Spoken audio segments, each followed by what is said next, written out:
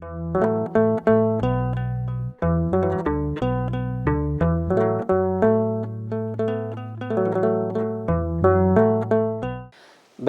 አብ ወወልድ ወመንፈስ ቅዱስ አሐዱ አምላክ። ኣብ ዙርያ ዓለም ዘለኹም ህዝበ ክርስቲያን ናይ እግዚአብሔር ፍጹም ምሕረት ምስ ኩላትና ይኹን። እንኳዕ ንናይ ወላዲት አምላክ ቅድስተ ቅዱሳን ድንግል ማርያም በዓለ ጾም ናይ ፍልሰታ ጾም ብሰላም በጥዕና ኣብፅሕና ኣብፅሕካትኩም። ንኩላትና ናይ እግዚአብሔር ፍጹም ምሕረት ናይ ወላዲት አምላክ በረከት ይዓድለና። ንሎመዓልቲ ንሪኦ ርእሰ ጉዳይ ነገረ ማርያም ክኸውን እንከሎ ነገረ ማርያም ማለት ናይ ቅድስተ ቅዱሳን ድንግል ማርያም ወላዲት አምላክ ህይወት ታሪክ ምስ ህይወት ታሪክ ዝተተሓሓዘ ኮይኑ ምስቲ ቅዱሳት መጻሕፍት ዝተጣመረ ይኸውን ኣሎ ማለት እዩ። ምናልባት ከም መእተው ርእስ ክኾነና ፈለሰት እምዘይበሊ ሃበ ኢይበሊ ይብል ቅዱስ ያሬድ።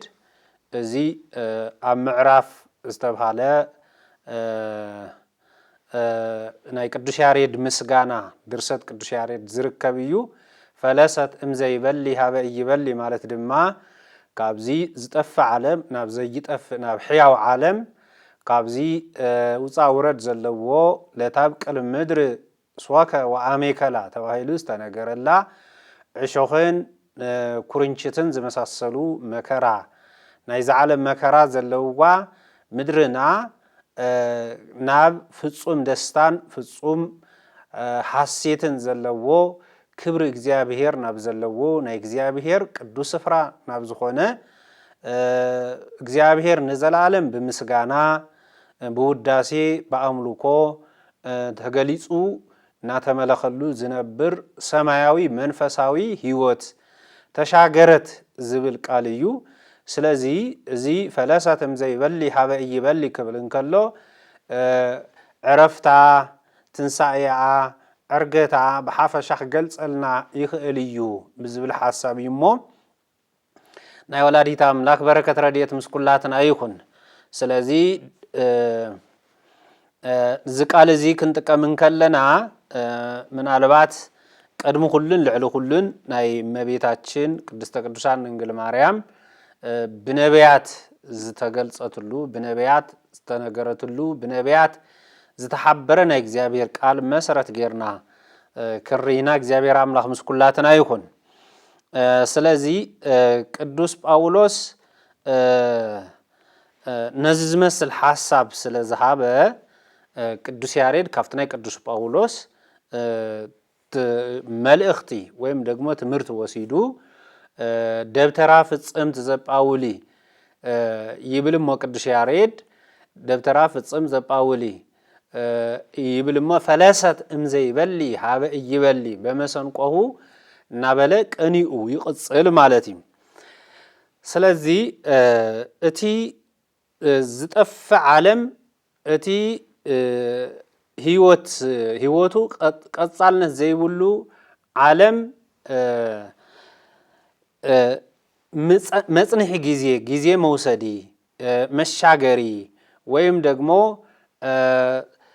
ኣብዚ ዓለም እዚ ኔርካ ናፍቲ ሕያው ዓለም ከምትሳገር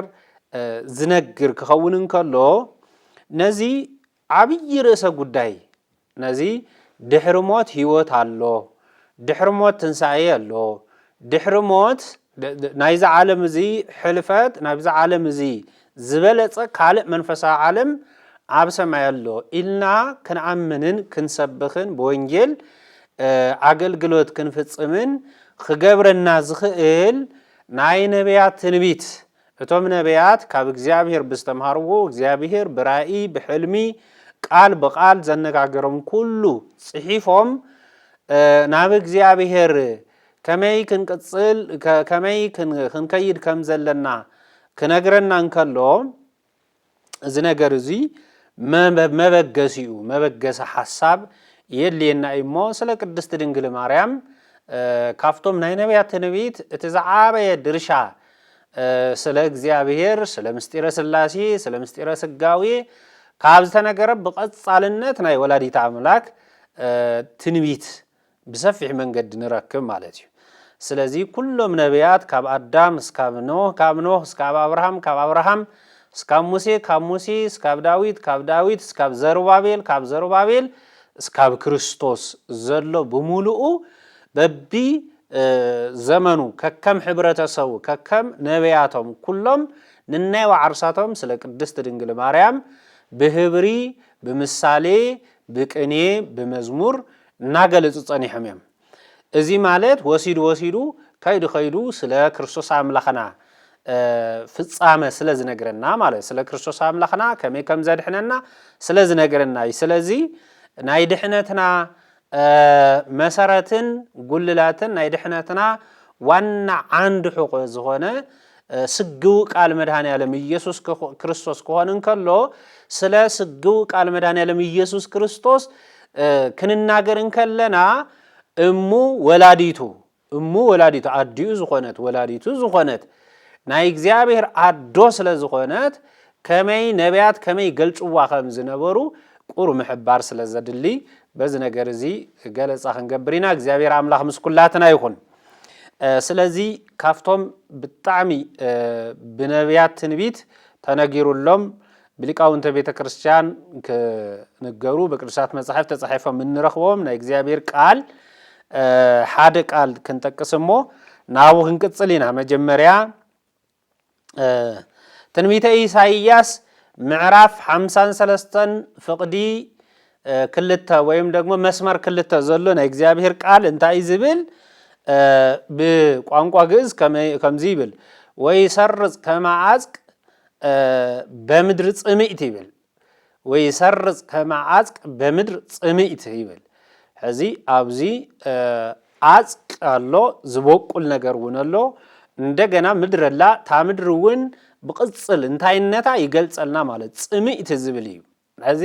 ዘዚንሄ ቃል ምናልባት በቃል ትግርኛ ምግላጽ ስለዘድሊ መጽሐፍ ቅዱስ እንታይ ዝብል ኣብ ቅድሚኡ ከም ጨንፈርን ከምቲ ካብ ንቁጽ ምድሪ ዝወጽእ ሱርን ጨብጨበ ይብል ስለዚ ምጭብጫብ ኣሎ ሕዚ እንታይ አጽቅ ዝባል ዘሎ ዝጨብጨበ ዝወጽእ ዘሎ ይሰርጽ ዝባል ዘሎ ጨብጭቡ ዝብል ቃል እዩ ስለዚ አጨብጭቡ ክባሃል እንከሎ ይወቁለሎ ተስፋ ኣሎ ህይወት ኣሎ ሓደ ነገር ሓደ ስርናይ ደሪቁ ጸኒሑ ናብ ምድሪ ክትዘርእ ከለኻ ኣብ ልዕሊኡ ዝናብ ይዘንብ እሞ ጠሊ አውሊ ራሕሲ ረኺቡ እንታይ ኸውን ህይወት ዘሪኡ ይወቁል ማለት እዩ ስለዚ ዝበቁል ነገር እንሄ ነዚ ንምግላጽ እዩ ስለዚ ናይዚ ቃል እዚ ሓፈሻው መግለጺ እንታይ እንተይልና ኣብ ቅድሚኡ ከም ጨንፈርን ከምቲ ካብ ንቁጽ ምድሪ ዝወጽእ ሱርን ዝጨብጨበ ሱር ኣሎ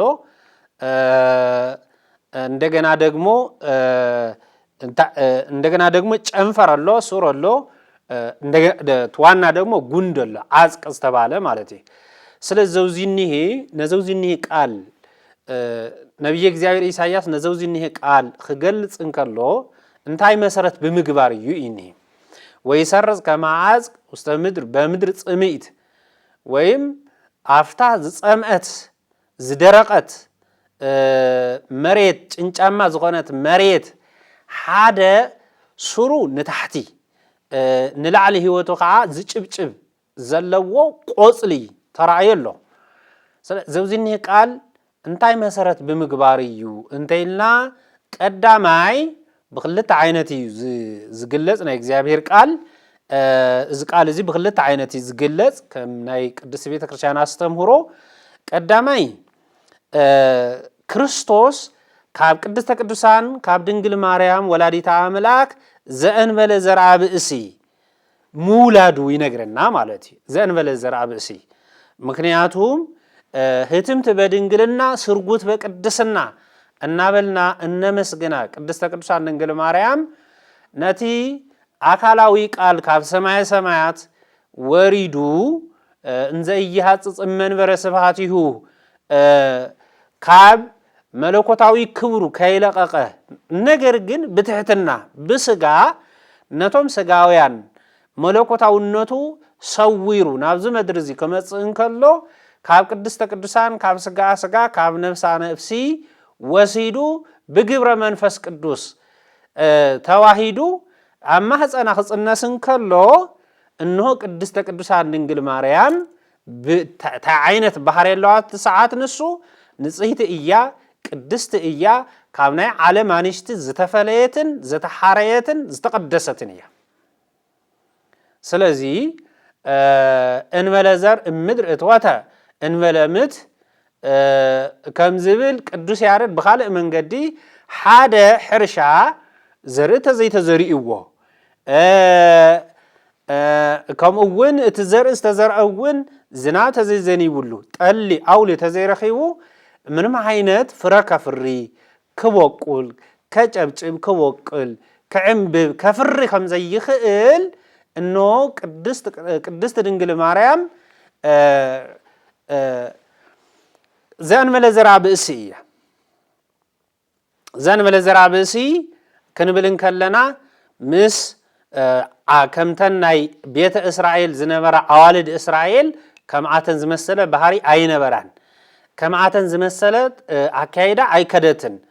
ከም ስርዓተ ብእሲ ወብእሲት ዝተኸተሎተ ነገር የብላን ንሳ ኩል ጊዜ ገና በህፃንነታ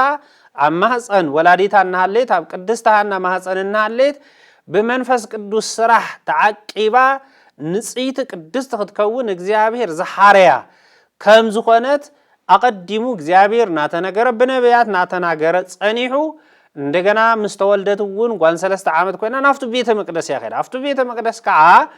እግዚአብሔር በቅዱሳን መላእክቱ ቤቱ ዝሕሉ አምላክ ስለዝኾነ እነሆን 12 ዓመታት ኣብ ቤተ መቅደስ ነቢያት ትንቢት እናተምሃረት መጻሕፍቲ እናመርመረት እነሆ ናይ እግዚአብሔር ቃል እናሰምዐት ብናይ እግዚአብሔር ቃል ህይወታ እናመርሐት ጸንሐት ንእስት ዝኾነት ሕሪቲ በእግዚአብሔር አብ በእግዚአብሔር ወልድ በእግዚአብሔር መንፈስ ቅዱስ በቅድስት ሥላሴ ዝተሓርየት አዶ እግዚአብሔር ዳንበር ናብዝናይ ዓለም ስርዓት በፍጹም ምትሕዋስ ዘይብላ ምዃና ይነግርና ማለት ስለዚ በሐፈሻ ነብይ እግዚአብሔር ኢሳይያስ በምድር ጽምኢት አብ ሓንቲ ደረቅ መሬት አብ ሓንቲ ደረቅ ሕርሻ ሓንቲ ዘጨብጨበት ነገር ተረኺባ ከም ተረኽበት ሱራውን ንታሕቲ ናሰረጸ ንላዕለውን ናጨብጨበት ዝኸደት ከም ተረኽበት ይዝነግረና ስለዚ ክርስቶስ ካብ ቅድስተ ቅዱሳን ድንግል ማርያም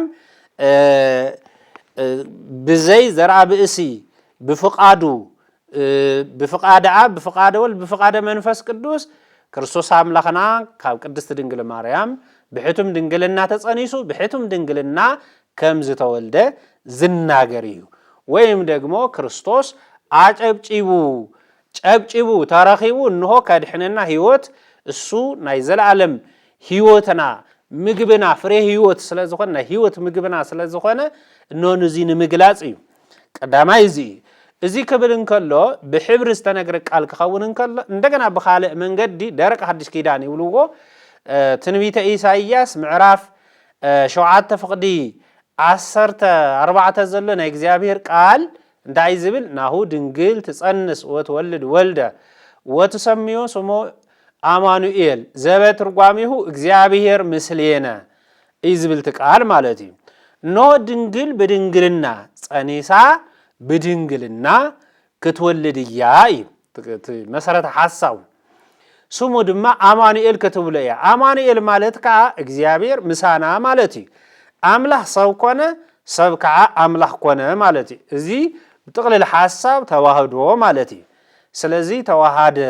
توهاد مالتك كاب كل تجبر حدا جبري كاب كل تفقد حدا فقد كاب كل تبهري حدا بهري كاب كل أكل حدا أكل مالتي اسم تواهدو ايتتا لمنتاوي سلازي ناي ليقاونت تمرتي مالتي سلازي كلتنت يلن حادنت كዓ بتعاقو ዝጸንዐይ ሞይ ነዚ ዝገልጸልና ናይ እግዚአብሔር ቃል ክን ጸርሕን ከለና ኣብ መጀመርያ ቅድሚ ትምህርትና ኣብ ቅድሚ አንደበትና ኣብ ቅድሚ ኣውደ ምህረትና ኣብ ቅድሚ ክርስቶስ ጠጠው ዝበለት ንጽሕተ ንጹሃን ቅድስተ ቅዱሳን ድንግል ማርያም እያ። ስለዚ ነቢየ እግዚአብሔር ኢሳይያስ ንቅድስት ድንግል ማርያም በሓንቲ ደረቕ መሬት ይምስላ እሞኢ እዛ ደረቕ መሬት እዚኣ ድርቅና ብምንታይ በኃጢአት ዘይለምለመት በኃጢአት አልብኪ ነብር ወይ ምንትኒ ላይሌኪ ከም ዝበለ ንጉስ ሰሎሞን እነሆ ኣብ ቅድስተ ቅዱሳን ድንግል ማርያም ዝኾነ ነውር ዝበሃል ነገር ከም ዘይተንከፋ ዝገልጽ እዩ። ስለዚ ነቢየ እግዚአብሔር ኢሳይያስ ቅድስት ድንግል ማርያም ንጽሕትን ቅድስትን ናይ ዓለም ኃጢአት ፈጺሙ ዘይተንከዋ ከም ዝኾነ ክገልጽ እንከሎ ምድሪ ጽምኢት ይልዋ። በቃ ዝጸምአት በቃ ናይ ኃጢአት ጠል ዘይተንከዋ ናይ ኃጢአት ዝናብ ዘይተንጠባጠባ ናይ ኃጢአት ራሕሲ ዘይተንከዋ ዝገልጽ ናይ እግዚአብሔር ቃል እዩ ማለት እዩ። ስለዚ እዚ ነገረ ማርያም ወይም ደግሞ ስለ ቅድስት ድንግል ማርያም ዝምህረና ናይ እግዚአብሔር ቃል ናይ ነቢያት ትንቢት መጽሐፍ እዩ። በዚ ስንቲዩስ ተባሃለ ሊቅ ካብ 318 ሊቃውንት ሓደ ዝኾነ እንታይ ይብል ስለ ክርስቶስ አምላኽና ንጹሃ ባህሪይነት ክናገር እንከሎ ወይም ደግሞ ዝተዋሃዶ ትስብእት ሰውነት ክገልጽልና እንከሎ እንታይ ይብል ውእቱሰ ንጹህ እምነ ሰለስቱ ግብራት ዘውእቶሙ ዘር ወሩካቤ ወሰስሎተ ድንግልና እሉ ስሩዓን እሉ ምንቱ ስሩዓን በእጓለ እምሕያው ወእሙራን ቦሙ ይብል። ኣብ ደቀ ሰባት ሕይወት ዝተፈልጡ ሰለስተ ነገራት ኣለዉ። ንሳቶም ከዓ እንታይ ሰብ ክውለድ እንተኮይኑ ማህፀነ ዲኡ ፈቲሑ ዝውለድ እንደም ኦሪት እንታይ ዘይፈት ማይፀነ እሙ ቅዱስ ይሰመይ። ስለዚ ማህፀነ ዲኡ ዝፈትሕ ኩሉ ንእግዚአብሔር ተፈልዩ ንእግዚአብሔር ይኹን ይዝብል። ስለዚ ሰብ ክውለድ እንከሎ ማህፀነ ዲኡ ፈቲሑ ዝውለድ ስቁኢሉ ዝውለድ የለን እንትርፍ ክርስቶስ አምላኽና ማለት እዩ። ስለዚ ሓደ እዚ ዝፍለጠሎ ካልኣይ እንደገና እንታይ የድልዮ ሰብ ክውለድ እንተኮይኑ ናይ ሰብኣይን ሰበይትን ሓድነት የድሊ ማለት እዩ። ወይም ደግሞ ሓደ ክኾኑ ብመውስዎ ስርዓት ክጸንዑ የድሊ።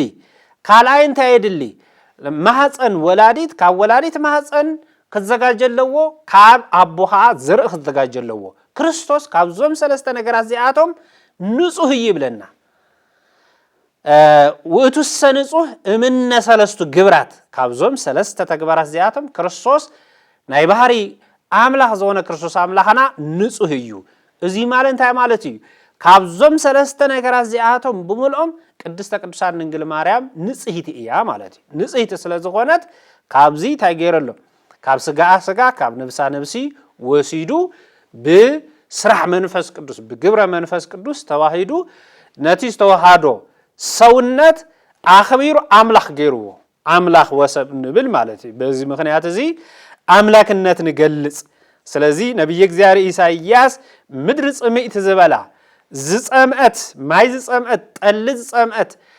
ራሕሲ ዘይብላ ጭንጫማ ዝኾነት ሓውሲ ኮኹሕ ዝኾነት ምድሪ ኣብዛ ምድሪ እዚኣ ሓንቲ ዝጨብጨበት ቆጽሊ ተረኺባ ህይወት ዘለዋ ማለት እዩ። ንሳ ከዓ ብምንታይ ተመሲላ ብቅድስት ድንግል ማርያም። ካልኣይ ናይዚ ምሳሌ እዚ ናይዚ ትርጓሜ ትምህርቲ እዚ ደረቕ ምድሪ ዝተባሃለ ወዲ ሰብ በኃጢአት ጠውሊጉ በኃጢአት ደሪቁ በኃጢአት ተጨማዲዱ ስለዝነበረ ክርስቶስ አምላኽና ጽድቅ ኮይኑ ከም ዝተረኸበ ዝነግረና ናይ እግዚአብሔር ቃል እዩ። እዚ ከምዚ ዓይነት ትምህርቲ ነቢየ እግዚአብሔር ኢሳይያስ ዝመሃሮ ዝተናገሮ ስለ ቅድስት ድንግል ማርያም ትንቢት ኩሎም ነቢያት በሓፈሻ ዓበይቲ ነቢያት 12 ደቂቅ ነቢያት ካልኦት ቅድም ኢሎም ዝነበሩ ነገስታት ተባሂሎም ዝተሰየሙ አበው አብርሃም ይስሐቅ ያዕቆብ እንበዓልኖ ካብ አዳም ጀሚሩ ዘሎ ንሄኖክ ዝተናገርዎ ቃል ብሙሉኡ ስለ ክርስቶስ ቅድሚ ምነጋሮም ስለ ቅድስት ድንግል ማርያም ይናገሩ ማለት እዩ። ስለዚ ከምዚና በለይቲ ትንቢት ናይ ነቢያት ትንቢት ናገለጸልና ዝመጽእ። ስለዚ ደረቕ ምድሪ ዝበሃል ዘሎ ካልኣይ ትርጉሙ ጎይታና መድኃኒትና ኢየሱስ ክርስቶስ አብዛ ዓለም እዚ ጽድቅ እግዚአብሔር ኩሉ ጎዲሉ ስለዝነበረ ጽድቅ እግዚአብሔር ጠፊኡ ስለዝነበረ እንሆ በኃጢአት ደሪቁ ዝነበረ ዓለም ክርስቶስ አምላኽና ጽድቅ ኮይኑ ተረኺቡልና ዝብል እዩ ካልአይ ምናልባት ነብይ እግዚአብሔር ዳዊት ደግሞ ክቡር ዳዊት እንታይ ይብል እምነ ጽዮን ይብል ሰብ ወብእሲ ተወልደ በውስቴታ ይብል እንታይ ማለት እዚ ኩሉ ሰብ ጽዮን አዴና ጽዮን ይብል እዩ ናይዚ ትርጓሜ እንደገና ከም ሊቃውንተ ቤተ ክርስቲያን ክናገሩን ከለው ወይብሉ እግዝእትነ ማርያም ወይአምኑ በክርስቶስ እዚ እምነ ጽዮን ክንብልን ከለና እግዝእትነ ማርያም ማለትና እዩ ወይአምኑ ቀጥሉ ዘለኻ እንታይ ዝመጽእ ወይአምኑ በክርስቶስ ሕዚ ክርስቶስ አምላክ ወልደ አምላክ ክንብልን ከለና ክርስቶስ አምላክ ፍጹም ሰብይ ክንብልን ከለና እንታይ ከንአምነለና ቀዲምና ድንግል ማርያም ወላዲተ አምላክ ከም ዝኾነት ምእማን የድል ማለት እዩ ስለዚህ በአተረጓጉማ በመጽሐፍ ቅዱስ ናይ ነብይ እግዚአብሔር ዳዊት አገላልጻ ጽዮን ቅድስት ድንግል ማርያም አዶ እግዚአብሔር ያ ይዝለና ዘሎ ድንግል ማርያም አዶ እግዚአብሔር ያ ጽዮን ዝብል ቃል ተተርጉሙን ቅድስት ድንግል ማርያም ስለዝመጽእ ማለት እዩ ከምቲ እግዚአብሔር ይሉ ክርስቶስ ይሉ ከምዝ ትርጉም ማለት እዩ ስለዚህ መዝሙረ ዳዊት መዝሙር 86 ፍቅዲ 6 ዘሎ ናይ እግዚአብሔር ቃል 5 ዘሎ ናይ እግዚአብሔር ቃል ከምን ምልከቶ ወይብሉ እግዝእትነ ማርያም ወይአምኑ በክርስቶስ እግዝእትነ ማርያም ኢሎም ያአምኑ እግዝእትነ ማለት እሳ ናይ ክርስቶስ አድያ ናናኻናይ ጸጋ አደና ያሞ ድንግል ማርያም ንክርስቶስ እንታይ አዲኡ ወላዲቱ እያ ወላዲቱ ክንብልን ከለና ሰብ ጥራሕ አይኮነትን ወሊዳ አምላኽ ጥራሕውን አይኮነትን ወሊዳ ስግው ቃል ያ ወሊዳ በተዋህዶ አምላኽ ዝኾነ ፍጹም አምላኽ ፍጹም ሰብ ማለት እዩ ስለዚህ ስጋ ዝለበሰ መለኮት ወሊዳ ማለት እዩ ስለዚህ ዘውዚንሄ ቃል ትምህርቲ ኢና ነአምን በዚህ ከነአምን ከለና እዚ መስተኻኸልና ከምቲ ትምህርተ ስላሴ አደላዲልና ምሰጽናዕና ወይም ደግሞ ምስአመና ነገረ ክርስቶስ ክንሰብኽ ቅድስት ቤተ ክርስቲያን ቀዲማ ቀደም ሰዓብ ከምትምህረና ናይዚ ክርስቶስ አምላክ ወልደ አምላክ እዩ ኢልና ከነአምን ድንግል ማርያም ወላዲተ አምላክ ከም ዝኾነት ነአምን ማለት እዩ ሰውል እግዚአብሔር ዘሐረያ ንጽሕት እያ ቅድስት እያ ረህርህት እያ ዝብል ጥራሕ ከይኮነስ አዶ እግዚአብሔር እግዚአብሔር ጸባኦት ኢልና በብዕለቱ ንጽልዮ በብሰዓቱ ዝጾለቱ ዝኢት እምነትና እምነት እዩ ማለት እዩ ስለዚህ በዚህ እምነት እዚ ክንከይድን ከለና ኖ ክርስቶስ ስግው ቃል ወይም ደግሞ አምላክ ወልደ አምላክ ካብባህሪ ዝኾነ ባህሪ ባዓሉ አምላኽ ዝኾነ ወደ አምላኽ ኢልና ነአምን ማለት እዩ እዚ ዘይአምን ሰብ እንተሃልዩ ኣብ ልዕሊ አምላካዊ ክርስቶሳዊ አምላክነት ቅርሕን ትፈጠር ስለዝኽእል ዘውዚንሄ ናይ ነቢያት ትንቢት ዘውዚንሄ አቀዲሙ አጽሪ ይነግረና እግዚአብሔር አምላኽ ምስኩላትና ይኹን ቁሩ ክብስኽሞ ካፍቶም ናይ ነቢያት ትንቢት ቃል ክብስኽሞ ናብዚ ጾመ ፍልሰታ በዓለ ትንሣኤዓ በዓለ ዕርገታ ዝምልከት እጽረቢልና ነቅርቢና ማለት እዩ እንደገና ተወሳኺ ክቡር ዳዊት መዝሙር 131 ፍቅዲ 13 ከምዚ ይብል እስማርያ እግዚአብሔር ለጽዮን ይብልሞ ኖ ንጽዮን እግዚአብሔር ከም ዝመረጻ